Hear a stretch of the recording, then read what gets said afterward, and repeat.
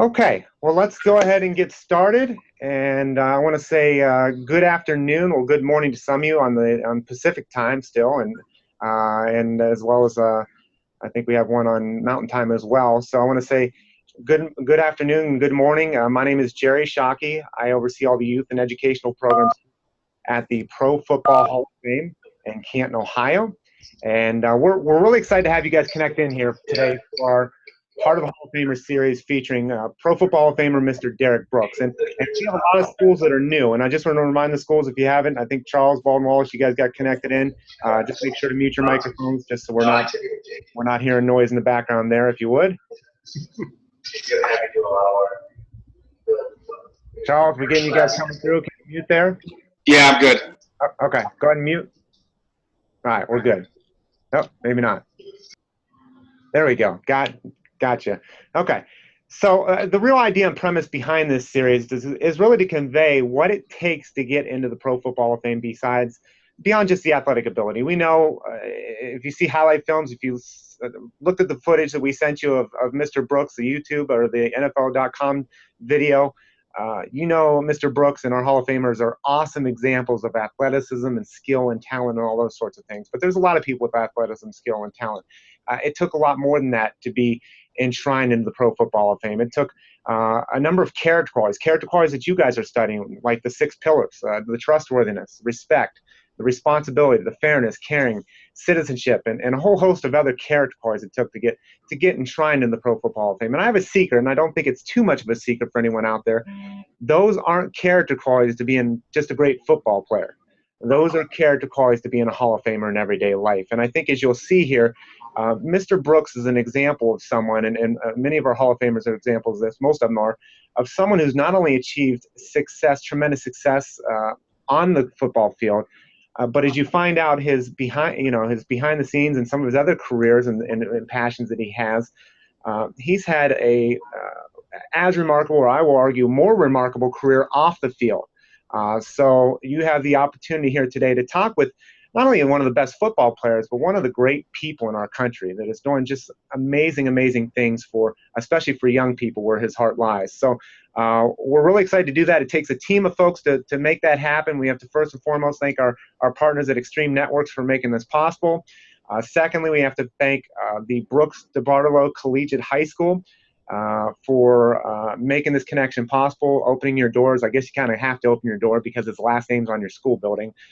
But thank you, Brooks DeBartolo, our friend there, Jeff Mitchell, Joseph Sansonetti, and especially Nathan Sturzel, the IT person there. Nathan and I have been working together the past month, making sure that this goes without a hitch. Nathan, thank you for all your work and making today possible. So greatly appreciate it.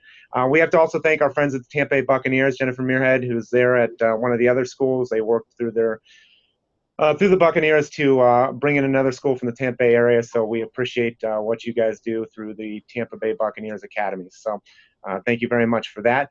We have to thank all the teachers because you guys at all the respective schools, you made the arrangements to bring your students into here and break from class periods to do this, and with a little flexibility of adjusting from the 12 to 1:15 time frame. So we greatly appreciate that from you guys. And then last but definitely not least, we have to thank the schools because you're and the students. You're the real stars of the show here today. You're going to be the ones driving the program. Mr. Brooks will have some opening remarks about character here in just a moment as I introduce him. But you're going to be the ones asking the questions here today. So I would like to recognize those schools that are in attendance. So when I call upon your school, if you would unmute your microphone and just give a shout out, show some school spirit. My apologies. I see a couple schools that are in libraries. So librarians, I'm sorry for letting your students yell in the library for just a second. But we're going to start there in Tampa. And Mr. Brooks, you can go ahead and plug your ears for a second because we have some enthusiastic students in there. Brooks DeBartolo Collegiate High School. If you want to give a shout out, go ahead. All right, representing Tampa well. So I like that. We're going to stay in Tampa. We're going to go to Pizzo Elementary School. If you guys want to unmute your microphone there for a second, Pizzo, and give a shout out. All right, they even got their Play 60 shirts on. I love it. So Thank you, Pizzo. We're going to go from Florida to Hanford, California, Jefferson Charter Academy. If you want to mute and give a shout out. Yeah!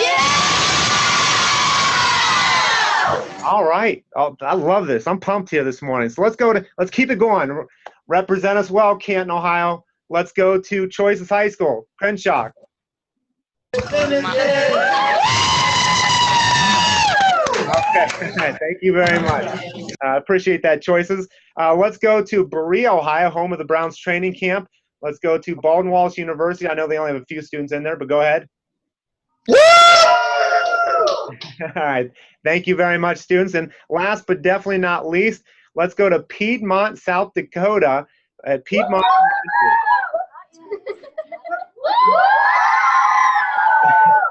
All right. Thank you very much. And again, I'll remind all the schools, as you've been doing, please keep your microphones muted and until we call upon you throughout the program. And you've been doing a great job doing that. But you guys don't want to hear me talk. You came to listen and talk with Mr. Brooks. So let me get to an introduction of him so we can get started.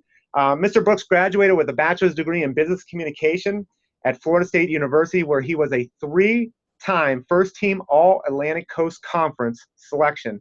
He was 2 times first-team All-American and a member of the 1993 Seminoles National Championship team. In 2010, Florida State retired Seminoles jersey number 10 in honor of Mr. Brooks, and he was also inducted into the Florida State Hall of Fame. He went on to earn his master's in business communication, now someone who prioritizes education, obviously, in their life, so get that, students, from FFCU in 1999, and his doctorate in humane letters from St. Leo's University in 2006.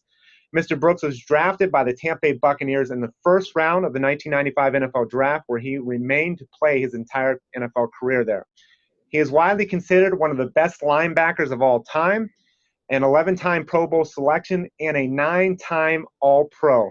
He was named AP NFL Defensive Player of the Year in 2002 and earned a Super Bowl ring with the Buccaneers in Super Bowl 37.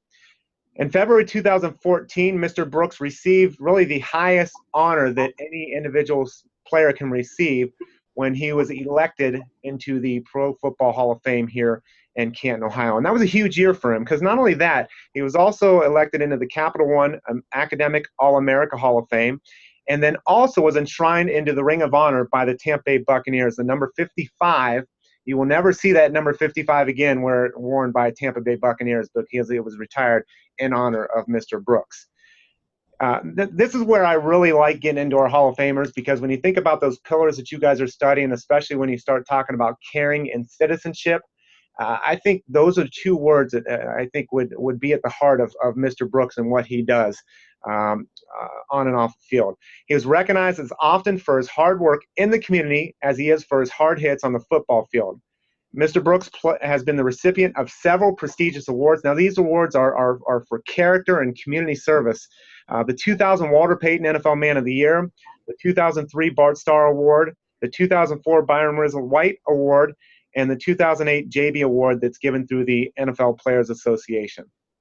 Mr. Brooks has received numerous community awards in Tampa, Florida for his work and dedication to the community, such as the 2007 Citizen of the Year from the Tampa Bay Sports Club, the 2014 Leroy Selman Lifetime Achievement Award from the Tampa Bay Buccaneers Sports Commission, the 2014 Community Hero Award from the Tampa Bay Lightning, and the 2014 Community Champion Award from the Boys and Girls Club. Other things he's been involved with: Mr. Brooks was appointed by the Board of Trustees of the Florida State University by Governor Jeb Bush in 2003, where he occupied a seat until 2011. He also served on the Florida Department of Education Foundation, St. Leo's University, and Brooks DeBartolo Charities Incorporated. In 2007, he was appointed by Governor Charles Crist as the chairman of the Governor's Council on Physical Fitness, which aimed to help eliminate the problem of childhood obesity in the state of Florida. Mr. Brooks also serves on the board of directors. By partnering, now this is where I think his lifelong passion, lifelong dream comes in here, by partnering with the DeBartolo family, who is well known here in Ohio because they're from the Youngstown area, just east of here, he was able to realize a lifelong dream with the opening of the very first traditional charter high school in Tampa Bay area, the Brooks DeBartolo Collegiate High School. And for those that are tuning in across the country, the school that he is in is the school that he helped found a number of years back. So if you, just a second, join me in giving a round of applause. But before we do that, what I'd like to do is just go to a quick highlight film of Mr. Brooks. The Buccaneers selected Derrick Brooks in the first round of the 1995 draft. Brooks spent his entire career in Tampa Bay, never missing a game in 14 seasons. One of the premier linebackers in the NFL, Brooks was selected to 11 Pro Bowls and named NFL Defensive Player of the Year in 2002. That same season, he helped the Bucs win their first Lombardi Trophy. Derrick Brooks all the way. There it is. The dagger's in. We're going to win the Super Bowl. Okay, students, if you would unmute your microphones for a second at all the schools and join me in giving a warm round of applause to Pro Football Hall of Famer, Mr. Derrick Brooks.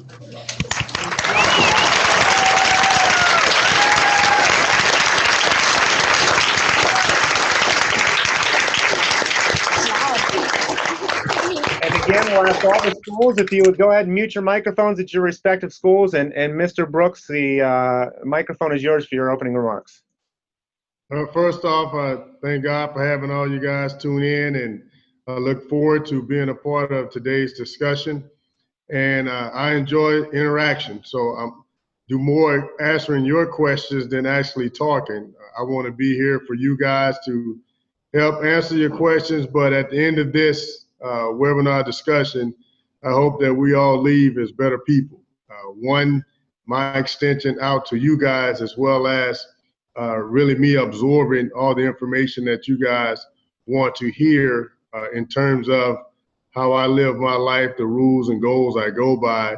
But at the same time, I want to leave here challenging you guys to be better people at the end of this webinar. So thank you, Jerry, for setting us up and allowing me, along with fellow other Hall of Famers that host these webinars, to reach out, not only here in our respective areas, but across the country and talking to young people.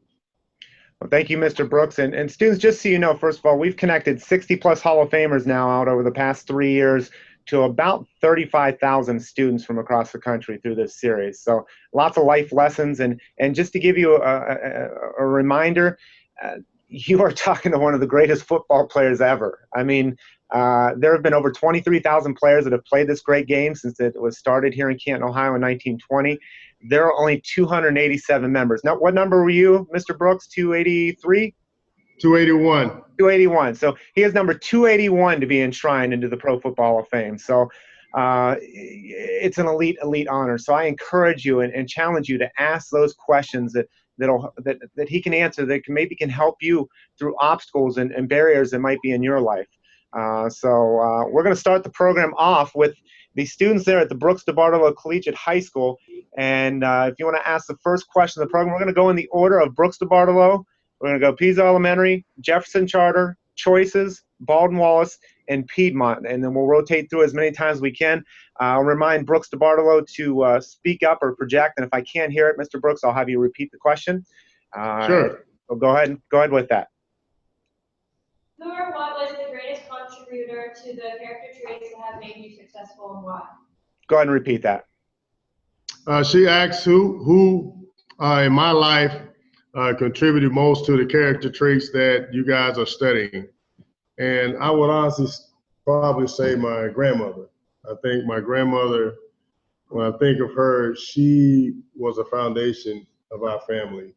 When you talk about character and integrity, it started with her. And she wanted to represent to us that we had to respect the last name. She said, no matter what you want to be in life, you will never leave this last name, no matter what you do. So she wanted to make sure we understood how important that was to her in terms of living a legacy. Great first question there, Brooks DeBartolo Academy. And I'll be chiming in from time to time here, but I'll try to keep my lips shut just because you guys, again, don't want to talk to me. You want to talk to Mr. Brooks. So let's stay there in Tampa. Let's go to Pisa Elementary School. If you want to unmute your microphones, remind students, project loudly and clearly. And if I cannot hear you, I will ask you to repeat it or the teacher to repeat it. Because if I can't hear it, Mr. Brooks probably can't hear it. If you did not play football, what career would you have chosen? If I had not played football, I probably would have been an insurance man. And here's why. An insurance man is very unique in my life because when I grew up, that's what I wanted to be, because that's what the person I saw that had success where I live. And it was 3 reasons why. One was he drove a nice car. Secondly, he always wore a suit. And the third thing is he collected money and nobody had a problem with giving it to him. So I figured that was a nice job to have when I grew up. But as I, again, asked Mr. Herbert, was his name, what did I need to do to become an insurance man? He told me I needed to go to college. And he explained to me what college was, and I needed to do well in school. So as I started to take my education more seriously, I found out I had fun learning. I got excited to go to school to learn, not just go out to recess in PE, but I got excited to go in and learn because I knew someone was investing their time into teaching me. And the smarter I can be, I figured the more successful I could be in life. So I got excited about learning.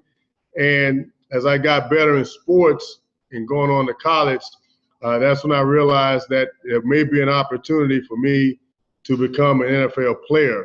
But even with all that said, I always tell people, you have a better chance of being successful without playing a sports career by making sure you take care of your education and your academics, because it's so very few opportunities to do it. And I'm blessed to play.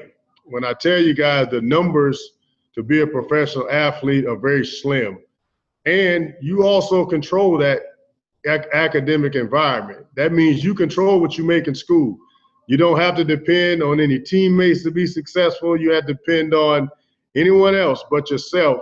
And you put in hard work, you can succeed with your education. So I would probably have been an insurance man if I was not playing football. And I can put those into numbers, students, just to give you a little realization of how difficult it is. It's according to the NFL Players Association, it's only 0.2% of high school seniors that play football. Not just high school seniors, but high school seniors that play football will ever make an NFL roster. So that's 2 in every 1,000. That's 1 in every 500 high school seniors that play football will ever make an NFL roster. And even at that, the average NFL career is 3.5 years. So as Mr. Brooks shared, obviously prioritizing your education is crucial to your future success. So let's go from Tampa, Florida to Hanford, California for our students there at Jefferson Charter. If you want to unmute and project loud and clearly. Did you ever have doubts in your career, thinking maybe I can't do this? Of course. Yes, I've doubted myself a lot of times, and when you come upon doubt, it's okay. It's okay to be fearful. It's okay not to understand. But you got to use that doubt to push yourself and take away that doubt. Just because you have doubt or fears does not mean you can't succeed. That means you got to put more into it, and you should give your best effort or more effort because you're not unsure or you're scared or you're afraid. I tell you guys, every time I played the game, not only in high school, but college and pro, and that's probably about 360 games I played in since high school. Every time I hit that field, I was nervous. I had, as they say, a feeling in your stomach of nervousness. I don't know if I was scared or I doubt, but that's the feeling that I had. And it's okay. And I went out there and I played the best I can. So when you come across feeling that way, say it's okay, but then know that you got to come out of that by giving your maximum effort and doing something about it. Great question there, Jefferson. Let's go from Hanford, California to here in Canton to Choices, and we'll follow Baltimore and Piedmont. So Choices, go ahead and unmute. And what is some situations that you overcame in your life? I believe the question was, did I overcome some situations in my life? Correct. Was that correct? Yeah. No. What were some situations you overcame in your life? I overcame a lot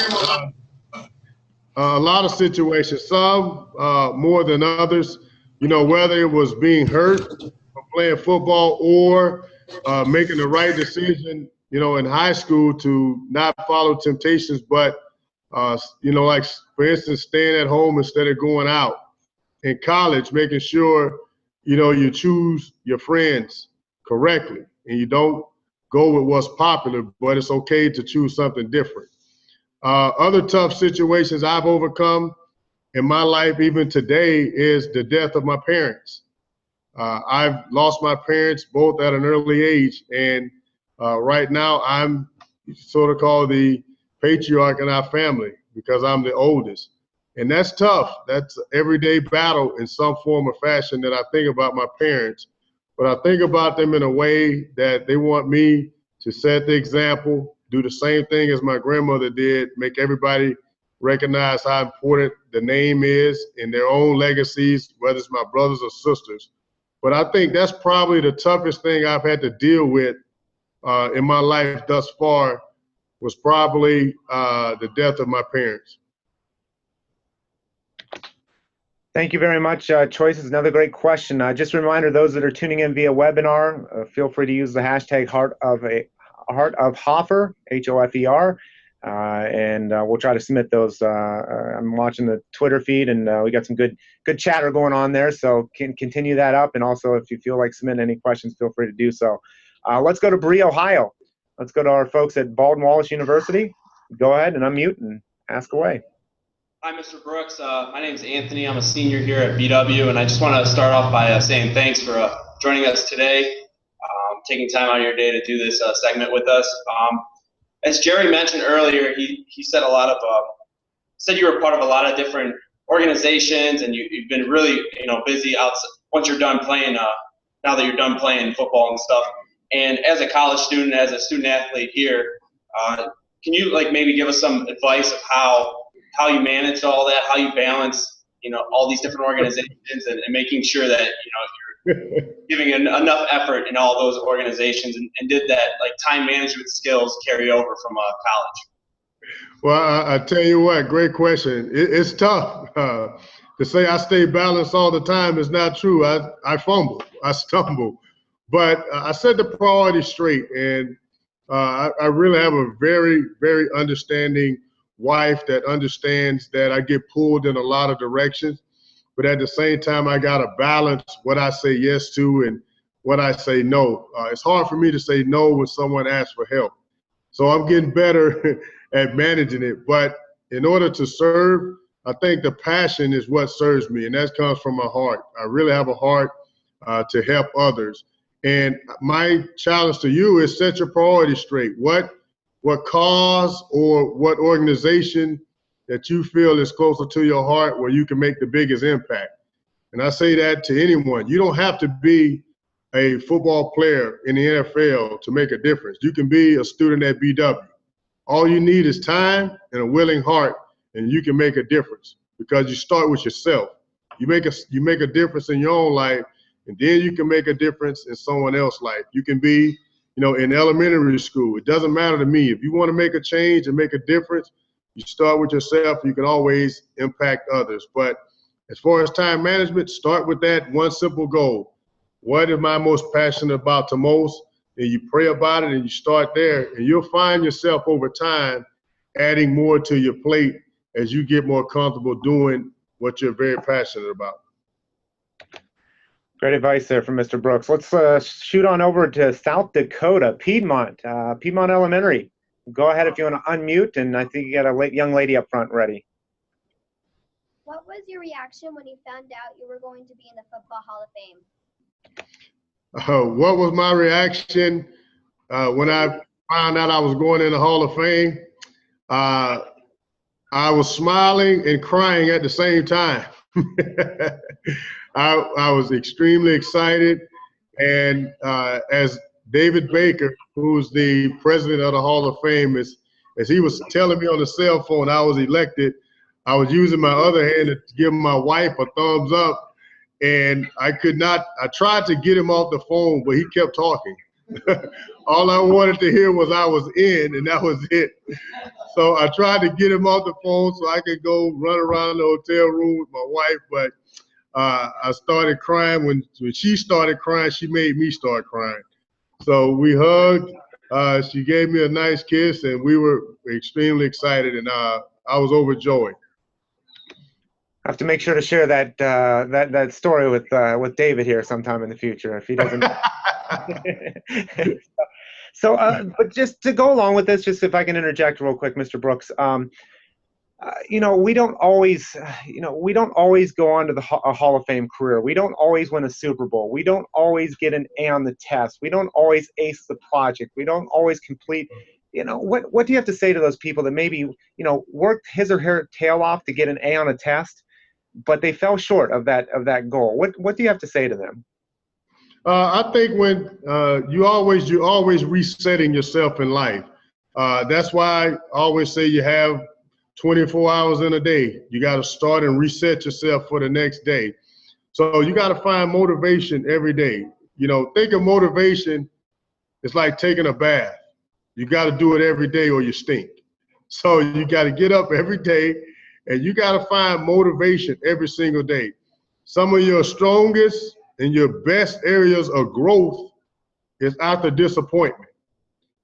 You study these traits, look at these character traits and understand to be a better person. You're gonna have some letdowns and you're gonna have some bumps in the road, but it's not about running into the bump. It's about what you do to get over that obstacle or over that bump, which help determines your character, and you gotta use those character traits. So obviously, everybody wants to go out and make an A on a test, do their best. But if it's not in the cards and you didn't make an A, that's not to say you didn't try your best. Only you know if you gave your best. If you gave your best effort and it wasn't an A, that's okay. Maybe the next time it is, and you give more effort, or you look at things a little bit different. The bottom line is you can't quit. Life is not about falling down. Life is about getting up and move on, because we're all going to fall down at some point in life. But we all had the same opportunity to get up just as we did when we failed. And students, hopefully you're taking notes, because I don't know if you can kind of see my paper. It's a little bit smaller, but I take notes through these. I can learn life lessons at the age of 36 as you can at the age of 15, 18, whatever age groups we have out there. So let's go back to the students there at Brooks DeBartolo Collegiate High School. Go ahead with the next question of the program. As far as character is concerned, it is said that leaders tell the truth at all times, regardless of the consequences. Can you think of a time when you told the truth and initially it was not well received, but proved to be the best thing in the end? Yes, when I married my wife. Can you repeat that, Mr. Brooks? I say yes. Her question was about leadership and telling the truth despite the consequences. And I jokingly said that's when I married my wife. But, as a leader, when you're given that responsibility, you got to understand that it's not the most popular decision to be a leader. Everybody don't raise their hand when they look at the downside of being a leader, because you bring certain accountability on yourself in a leadership role, and one of it is not being popular. If you're a leader, your job is not to be the most popular, it's to be the most efficient. And you got to understand that every decision you make is not going to please everybody, which is probably why it's the best decision, because it's not pleasing to everybody. But understand that, and you got to take confidence in that. And when you put yourself in a leadership bowl, you surround yourself in a bowl that others can't get into, but you also put yourself in a bowl that you can't get out of.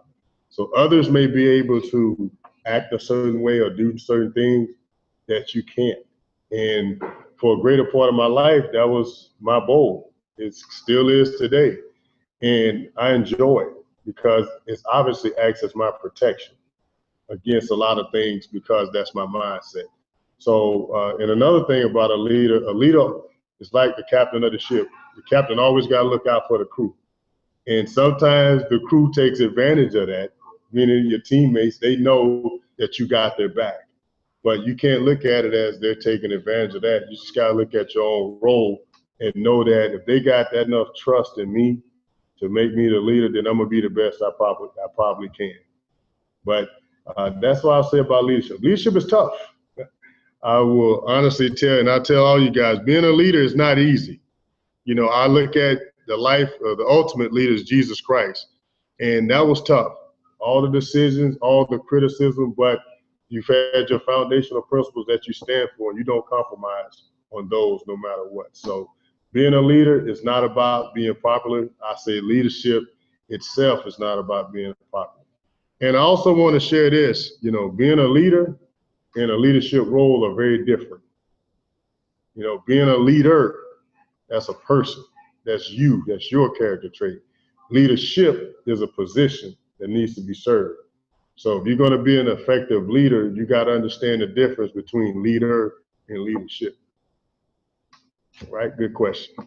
Great question. Thank you very much, Brooks Bartolo. Let's go to Pisa Elementary School there, Tampa. What was the toughest subject for you in school? Oh, the toughest subject in school was science. My toughest subject was science. And the reason it was the toughest for me is because I had to do all this stuff that I imagined and didn't understand that it was real. But science, I had a tough area in science, and I must admit I did not like doing science projects, so I always tried to find the smartest person in science to partner with for my science project.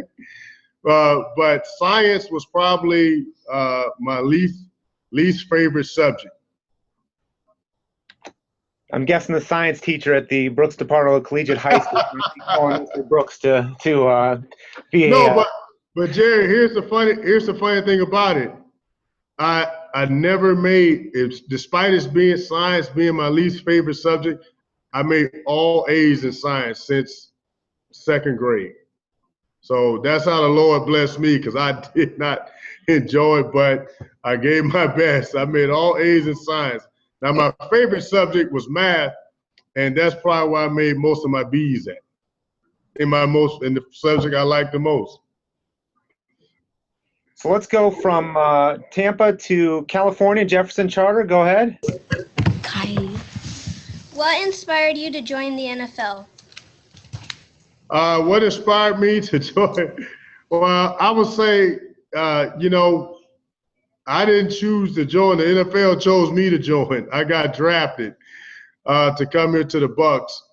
But I really was fortunate to be able to play in the state of Florida, where I grew up. A lot of players don't get a chance to play in their home state. And at the time I got drafted here, the Buccaneers were not very good. They had a lot of games they lost, so it wasn't very exciting at the time. But I'm blessed to be a part of our turnaround here in Tampa, where we went to winning a lot of games and obviously winning a Super Bowl. But I chose football early on in life because it really gave me the most action to do, and it took up the most time. So my mom and dad figured if I played sports, that would prevent me from getting in trouble at school and at home. But they always stressed to me that my grades became first. So if I didn't take care of my grades, they were going to take me off the team. And, you know, Mr. Brooks, can you share with them, you know, being an NFL athlete, you know, a lot of people want to be that role. You know, a lot of young people want to be an NFL star. They want to play on Sundays. They want to play on Monday nights. But if they got a glimpse into the work that it takes that goes into that on Monday through Saturday, can you talk with them how crucial preparation is, not only as an NFL athlete, but just in life in general? Preparation, again, is critical. You can't start anything you do in life, whether it's sports or your life, without some form of preparation and planning. You know, that's why I say, you know, people don't fail, people plan to fail. And if you got a plan, then all your failures, you get a chance to come out of that with your preparation. And preparation starts with a plan, guys. And that's why I really want you guys that are listening to understand how hard it is to do what I was able to do. I know Jerry told you it's 1 in every 500. It's not even 500 people on this call, on this conference. That's how difficult it is to be an NFL player. You got a better chance of winning a lottery when you're over 18 than you do to be an NFL football player. But you can all be a successful person. And the one thing that controls that is your attitude towards education. And preparation is about attitude. You should have an attitude to prepare for whatever you do in life. It starts with a plan. And as an NFL player, you know, during the week, our days are long. And I'll just start with Mondays. Mondays for us, we started at 8 o'clock after a game, and we get out of there probably about 3 o'clock after we run, we lift, we watch the game tape from Sundays. Then Tuesdays are usually our day off, and that's where most guys get a chance to rest. Or for me, that was a day where I went and served our community through all of our programs, whether I visited schools or hosted field trips, whatever it was. Tuesday is kind of used as an off day, but I use it as a day to go out and do community service projects. Wednesdays, we start about 6:30 in the morning and we go to about 6 o'clock in the evening. That's the same thing for Wednesday and Thursday. Those are two of the very longest days of NFL player. And basically, you go in the morning, you start with eating breakfast and lifting, and we meet, then we practice, then we meet again, and then obviously you shower or do extra work or go home. And you do the same thing on Thursdays. Fridays is more of a half day where we start about 7:30, and we're usually done about 1. And for my head coaches here, they're encouraged on Fridays. They wanted the coaches to go spend time with their families for Friday afternoons. So he usually had a mandate where everyone had to be out of the building by 2 o'clock on Fridays. So you kind of do a relaxing evening Friday with your families, and then Saturday we come in about 9 o'clock, and either we're going to travel. If we play away, we do a small practice in the morning for about 2 hours, and then we prepare to get on a plane. Or if you're at home, you're done, and then you get to spend a little more time with your family before the game the following day. And then on Sundays, everybody has to be at the game, whether you are away or home, 3 hours before the kickoff. Everyone has to be in the locker room, and then you prepare to go play the game on Sunday. Thank you very much, Mr. Brooks. Let's go to Canton, Ohio. Choices, if you got the next question, go ahead. What are the most important character qualities do you believe it takes to be successful in all life? You know, I'm going to turn that question back on you. What do you think they are?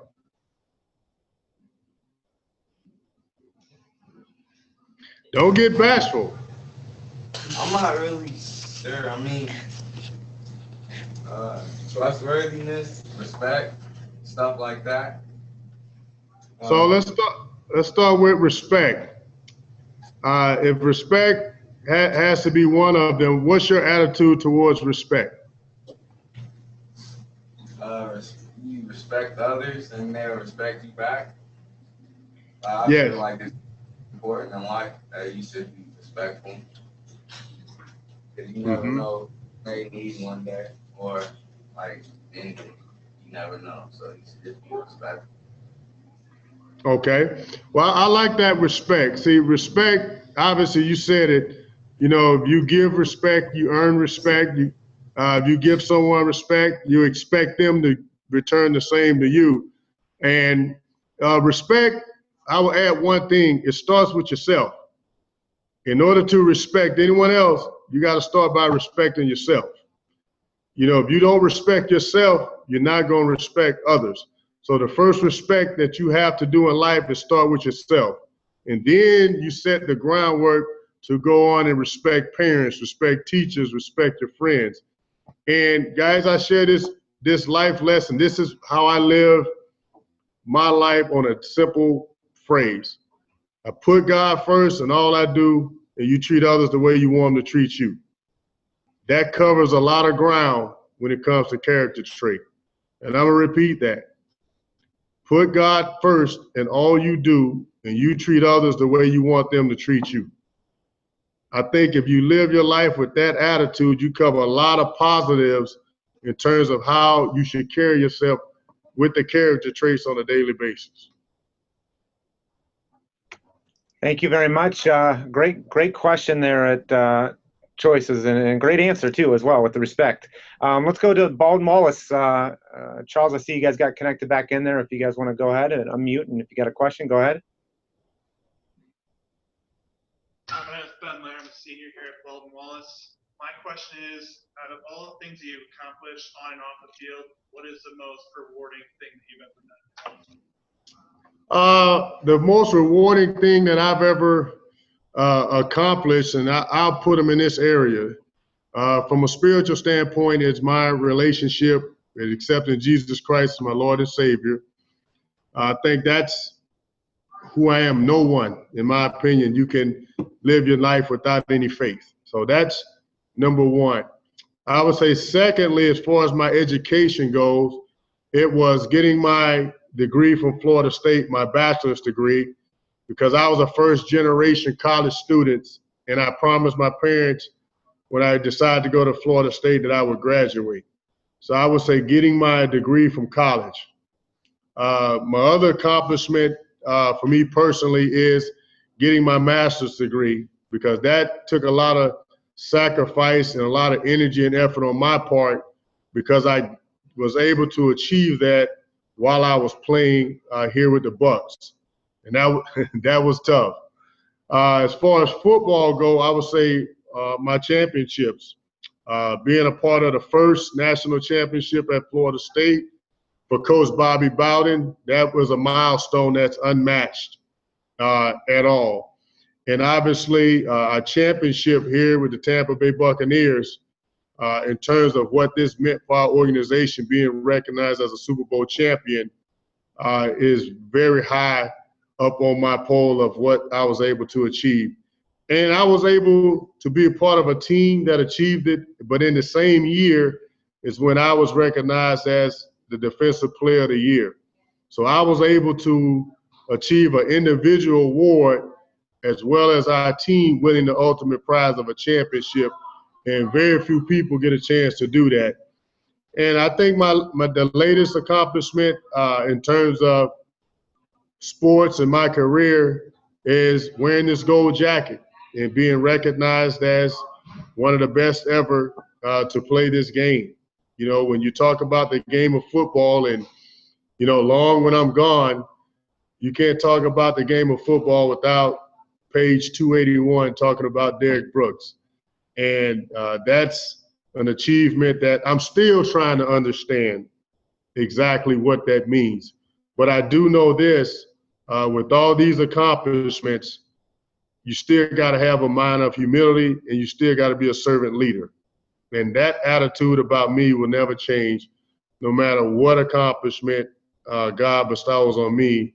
It all goes back to what I told you guys earlier. Putting God first in all I do, and I treat others the way I want to be treated. And I do it through an attitude of humility with the goal of being a servant leader.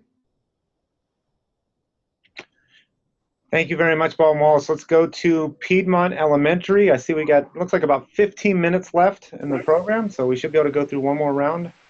We're close to it. Go ahead, Piedmont. If you played for a different team, do you think that your achievements would have been the same as they are now? Well, if Josh, can you repeat that? That was really quiet. Can you, or if you can yell really loud, young lady.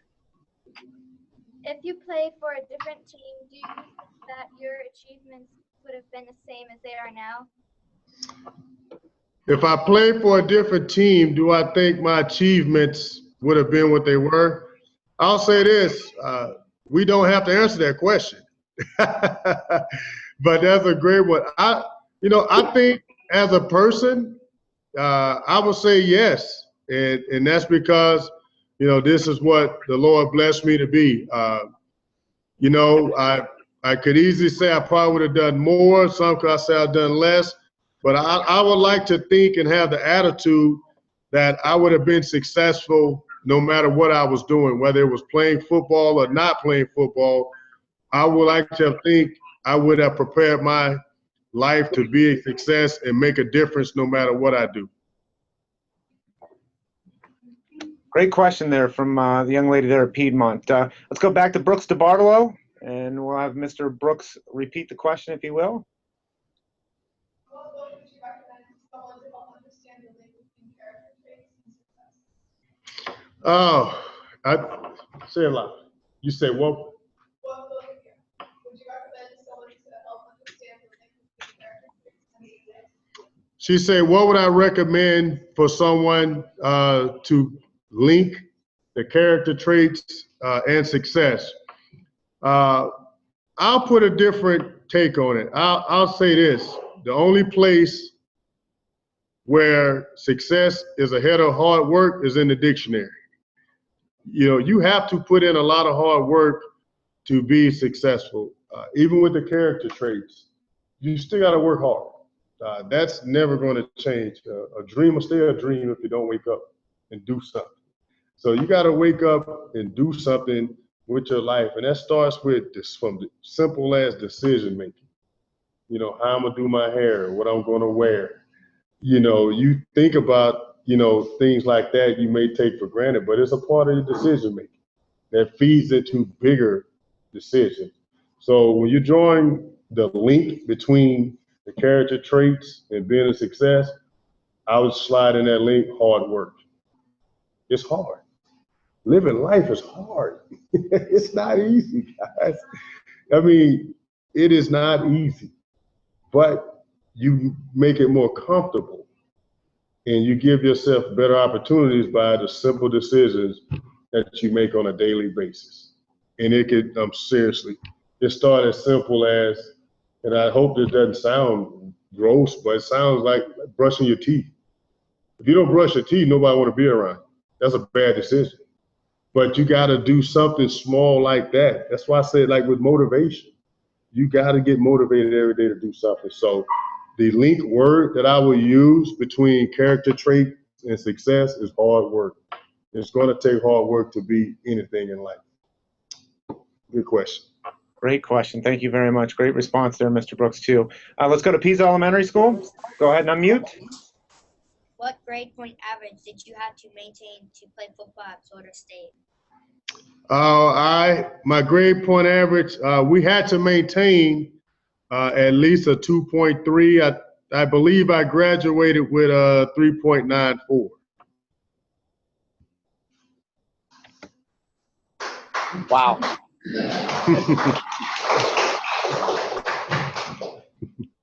Let's go to great question and obviously an awesome response. Let's go to Hanford, California. Jefferson Charter. What changes have you had to face in your life? What challenges I have to face?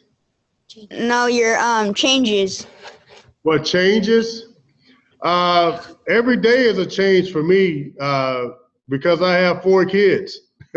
So every day is a change. I have my oldest daughter, her name is Brianna, and she's a sophomore in college. My second oldest is DeKalen Brooks, and he's a sophomore in high school. My third youngest is Darius, and he's an 8th grader. And my youngest, her name is Dania, and she's a 4th grader. So between 2 boys and 2 girls, there's a lot of changes in my life every single day. And I just try to be the best I can whenever role I'm in. If I'm in a father's role, I try to do it with a servant's attitude. As a husband, I try to do it with a servant attitude. As a coworker, as a brother, you know, family member, whatever it is, I try to do it with the best attitude. Does it always work out, guys? No, absolutely not. But for things that don't work out, that doesn't mean I give up. As I said before, you get knocked down, you got to get back up. So I overcome those changes on a daily basis. And, you know, it's going to be very different for you guys when you grow up. You guys are part of a wave of technology that's changing every day, and you got to make sure you're on top of it. And to me, the way you do it is through your education. Thank you very much, Jefferson. Let's go to choices. What are some tips you can give to the upcoming generation of athletes? The tips I could give to the upcoming athletes is, one,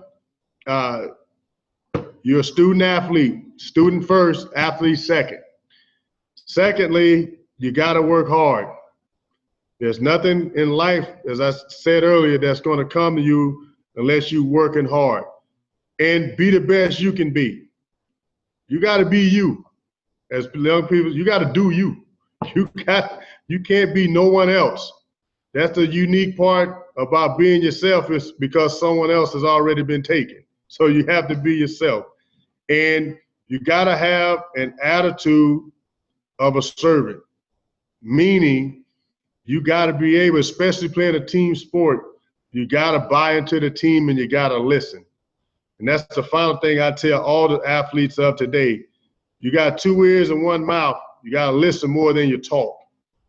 All right? That's how you get better, by listening, then doing, not by talking and never listening. So you listen, get better, hard work. If you're part of a team sport, you buy into what the team is doing more so than yourself. Thank you very much, choices. Let's go to Baldwin Wallace. B-Dub, go ahead. Hi, Mr. Brooks. My name is Hi. Paul, sophomore at BW. I just have a question relating to your football career. Through your 14-year tenure in the NFL, what pushed you day in and day out to get better? What pushed me day in and day out to get better is I did not want to get fired. So I had to work hard. This was my job. Playing in the National Football League for the Bucks was a privilege to do it, but at the same time, it was my job, and I wanted to perform on my job the best I could. So that's what's pushed me. The other thing that pushed me is, as a leader, setting the example. If I'm going to ask someone to do something, I got to be willing to do it myself, and my teammates have to see me doing that. So what pushed me was, obviously, it was my job to do it. Secondly, I wanted to be the best I possibly could be in doing it. And the final thing, which I saved for last, is I wanted to win. No matter what you do, you want to win. And in a team sport, winning is important. It is. So that's what pushed me every day, to make sure I gave the best effort I can to win. Thank you very much, B-Dub. And let's shoot across to South Dakota, Piedmont Elementary. Go ahead and unmute. Oh, looks like, Josh, you might be the last one standing in there. I'm the last one here. My kids went to lunch. But I do have one of their questions for you, Mr. Brooks. They asked, was there anyone when you were young that you strived to be like, that you kind of altered your personality, the way you lived? I know you mentioned your grandmother. Was there anybody else that was influential like that? Josh, no, not really. You know, I'm fortunate that I didn't have to look outside my family, because I didn't want to be a sports figure or someone, you know, famous. I just wanted to be the best Derrick I possibly could.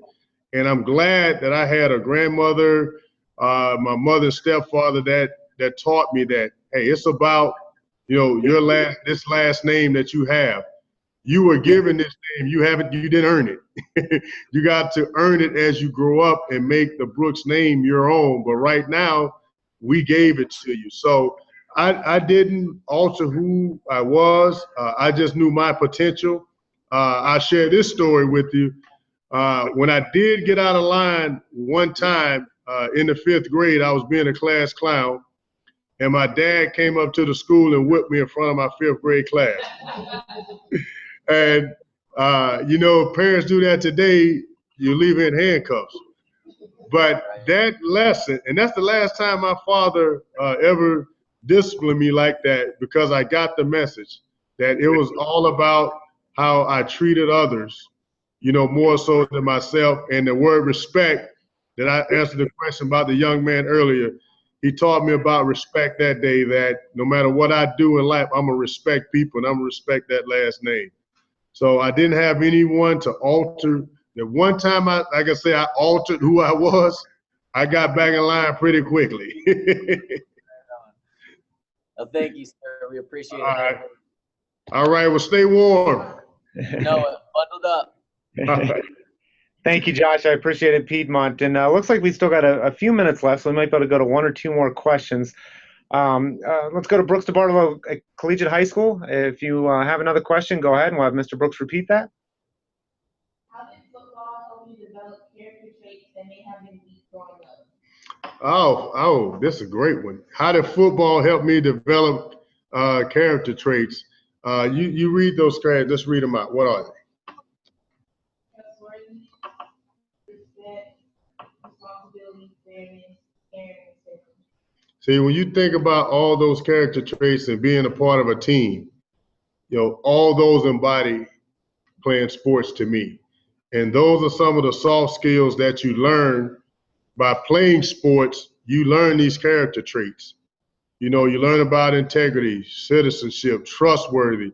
All these things got to be embodied to make the team better. And by making the team better as all individuals, now you give yourself a chance to succeed. But these character things that you learn by playing a team sport, you transition them into your life.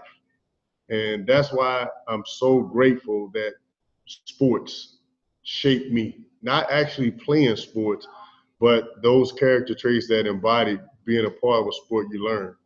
I learned how to work hard and strain and get better because someone was knocking me on my butt every day in Little League. So I had to get better. I learned how to respect my teammates because we were going against each other in the sportsmanship and the citizenship about fair competition. That meant something, and I could transition that to life. You talk about integrity.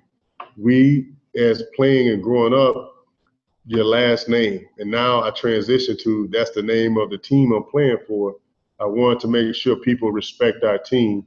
So I had to act a certain way. And then I carry that on to the life lesson as an adult. It's so much shape of who I am because I learned it through sports. Now, everybody don't play sports and learn that. And that's the beautiful thing about character traits is those transcend no matter what you do in life. It crosses that barrier. And those are who you are as a human being. So when you feed into that, you feed into them as a human being, serving, not more or less playing or doing anything else. So that's why, that's how I see the two connect. And when you're a part of a sport, and a lot of, again, this is advice I give to our young athletes too. So many of our guys that are playing sports, they get caught up in who they are when they're on the basketball court, when they're on the football court. For example, number 55 for the Tampa Bay Buccaneers, that belonged to the Bucs. I have nothing to do with that. They retired that. But the name Derrick Brooks, that belongs to me. And that's what I can control. So I don't ever or never will let Derrick Brooks get caught up into who was number 55 for the Bucs. Two different people. So I'm more concerned about Derrick Brooks than I am number 55 for the Bucs. I'm more concerned about Derrick Brooks than Derrick Brooks, Hall of Famer. I'm more concerned about Derrick Brooks leading Brooks to Bartolo than number 55 playing football. So that's how I say the character traits transcend when you don't get them confused. Unfortunately, some of our guys that are playing now, they get that confused. They get caught up into who they are when they're playing the sport rather than who they are as a human being. So you make sure you don't do that. And Mr. Brooks, I see we're coming down to the close. I mean, there's so many. I've just got a list of notes here, but I think for me, what really stood out for me, at least in my personal reflection on today's program, is just you're focused on doing things with a servant's attitude, and that's serving my family as a father, as a husband, as a community person, as a coworker at the Pro Football Hall of Fame. If there's one thing that you would like to either reiterate or one other thing that you'd like to touch on to close out the program, what would that be? For me, as I try to say all students, I go back to this. Put God first in all you do and treat others the way you want them to treat you. That transcends any goal. That transcends any role. That connects a lot of dots in your life in terms of you as a person, you as an athlete, whatever role you play, that one phrase will never leave you. And one of my favorite quotes of all time, and I use it today, and is a question I pose to everybody. If attitudes are contagious, is yours worth catching? Ask yourself that question in the mirror. If attitudes are contagious, is yours worth catching? And if yours is not worth catching, you need to change it and make it so that everybody want to have a piece of your attitude. Well, students, if you would all unmute your microphones and join me and give a warm round of applause to Pro Football Hall of Famer, Mr. Derrick Brooks.